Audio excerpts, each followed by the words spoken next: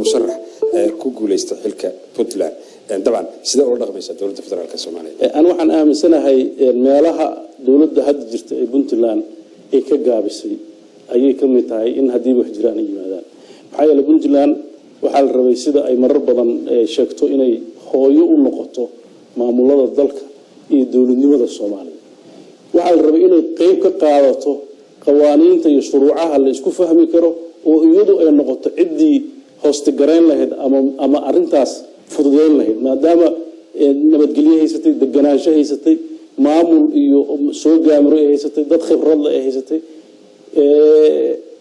مدحضة جوكتا أي أرنتا كجابس لكن أنا وحنو ملاينا يا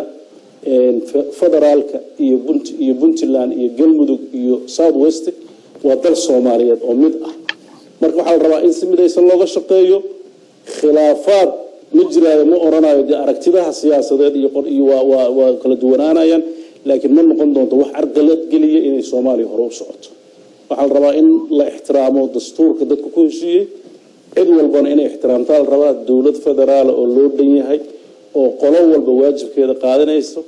qolo walbana mas'uuliyadeeda ay ka soo baxayso ilaalinaysana sidii Soomaaliya ay u gaari lahayd inay midnimadeeda iyo wadajirkeeda ilaashato shacabkeedana ay u adeegto waxaan aaminsanahay qofka siyaasadda ka shaqeynaya